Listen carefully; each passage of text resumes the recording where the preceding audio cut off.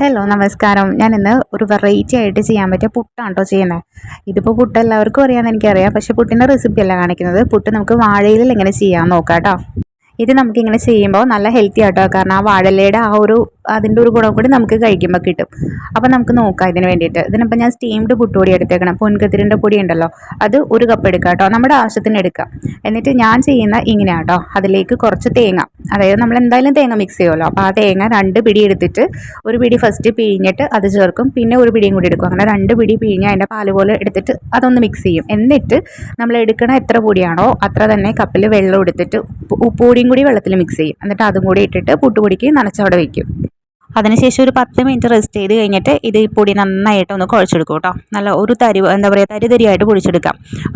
കട്ടയൊന്നും ഇല്ലാതെ തരിതരിയായിട്ട് എടുക്കും. അതിന് ശേഷമാണ് നമ്മളിപ്പോൾ പുട്ടുകുറ്റിയിലാണ് ചെയ്യണമെങ്കിൽ അങ്ങനെ ചെയ്യുക. ഇതിപ്പോൾ ഞാൻ വാഴയിലാണ് കേട്ടോ ചെയ്യുന്നത്. അതായത് ഇഡ്ഡലി പാത്രത്തിൽ കുറച്ച് വെള്ളം ഒഴിച്ച് സ്റ്റീം ചെയ്തെടുക്കും.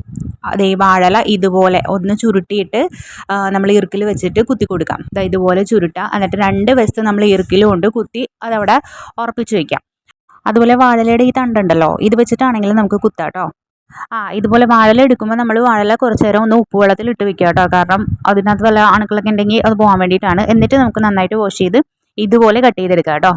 ഒരുപാട് വലിയ കുറ്റിയായിട്ട് എടുക്കണ്ട, കാരണം അത് ചിലപ്പോൾ വീണ് പോകും. എന്നിട്ട് നമ്മൾ ആ സ്റ്റീമറിൻ്റെ മുകളിലോട്ട് വെച്ചിട്ട് നമ്മൾ പുട്ടിൻ്റെ ആദ്യം തേങ്ങ ഇടും, പിന്നെ പുട്ടുപൊടി ഇടും. ഇപ്പം ഇതിൽ ഞാൻ ഇത്തിരി ഏത്തപ്പഴം അരിഞ്ഞതുകൂടെ ഇട്ട് കൊടുക്കുന്നുണ്ട്, നടുക്ക് മാത്രം. എന്നിട്ട് പിന്നെയും ഫില്ല് ചെയ്യും, പുട്ടുപൊടി ഫില്ല് ചെയ്യും, തേങ്ങ ഫില്ല് ചെയ്യും. എന്നിട്ട് ഇത് സ്റ്റീമറിലേക്ക് വെച്ചിട്ട് ഒരു 10 മിനിറ്റ് ഹൈ ഫ്ലെയിമിൽ തന്നെ നമുക്ക് സ്റ്റീം ചെയ്തെടുക്കാം കേട്ടോ. അതിനുശേഷം ഒന്ന് തുറന്ന് നോക്കിയിട്ട് എന്താ പറയുക, ഓഫ് ചെയ്ത് അവിടെ ഇട്ടേക്കാം. ഓഫ് ചെയ്യുമ്പോഴും നമ്മളിത് അടച്ച് വെച്ചേക്കാം കേട്ടോ, ഒരു 5 മിനിറ്റോളം.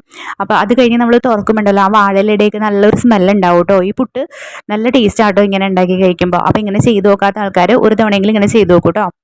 അതുപോലെ എൻ്റെ ചാനൽ സബ്സ്ക്രൈബ് ചെയ്യാതെ കാണുന്ന ആൾക്കാരുണ്ടെങ്കിൽ ഒന്ന് സബ്സ്ക്രൈബ് ചെയ്യണേ. വീഡിയോസ് ഇഷ്ടപ്പെടുന്നുണ്ടെങ്കിൽ ലൈക്ക് ചെയ്യുകയും ഷെയർ ചെയ്യുകയും കമൻറ്റ് ചെയ്യുകയും ചെയ്യണം കേട്ടോ. താങ്ക്